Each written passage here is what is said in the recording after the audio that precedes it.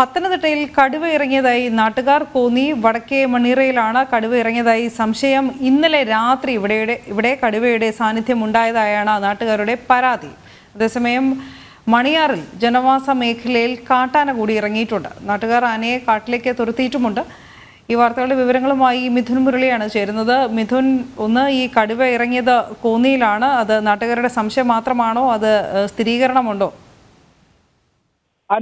വനപാലകർ ഒരു വന്യജീവി ഈ പ്രദേശത്ത് ഇറങ്ങിയതായി പറയുന്നുണ്ട്. പക്ഷെ അത് കടുവയാണ് എന്നുള്ള സ്ഥിരീകരണം ഇതുവരെ വന്നിട്ടില്ല. ഈ വന്യജീവിയുടെ കാൽപ്പാടുകളും മറ്റ് സംഭവങ്ങളൊക്കെ പരിശോധിച്ചുകൊണ്ട് ഇത് കടുവയാണോ എന്നുള്ള സ്ഥിരീകരണം നടത്തുന്നതിനുള്ള കാര്യങ്ങളുമായിട്ട് മുന്നോട്ട് പോവുകയാണ് വനപാലകർ. പത്തനംതിട്ട വടക്കേ മണ്ണീറയിൽ ഇന്നലെ രാത്രി കടുവ ഇറങ്ങിയതായാണ് നാട്ടുകാർ സംശയം പ്രകടിപ്പിക്കുന്നത്. ഈ ഭാഗത്ത് ഇത് വനത്തോട് ചേർന്ന് കിടക്കുന്ന പ്രദേശമാണ്, വനഭാഗം തന്നെയാണ്.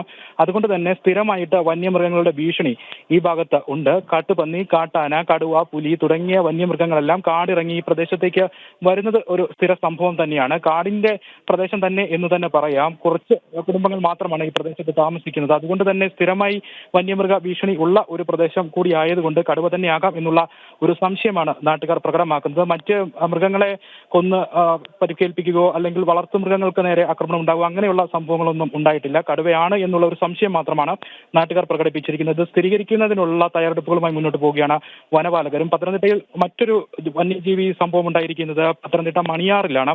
അത് ജനവാസ മേഖലയിൽ കാട്ടാന ഇറങ്ങിയ സംഭവമാണ്. കഴിഞ്ഞ മാസവും ഇതേ സ്ഥലത്ത് തന്നെ കാട്ടാന ഇറങ്ങി ബൈക്ക് യാത്രികരായ 2 യുവാക്കൾക്ക് പേടിച്ച് പരിക്കേൽക്കുന്ന സംഭവം ഉണ്ടായിരുന്നു. ഈ ഭാഗത്ത് തന്നെയാണ് ഈ കാട്ടാന ഇറങ്ങിയിരിക്കുന്നത്. ഇത് നാട്ടുകാർ ഇന്നലെ രാത്രി ലൈറ്റും ടോർച്ചും മറ്റ് ബഹളങ്ങളൊക്കെ വെച്ച് കാട്ടാനയെ തിരികെ കാട്ടിലേക്ക് തുരത്തിവിടുന്ന സംഭവമുണ്ടായി. അവരങ്ങനെ തുരത്തിവിട്ടു.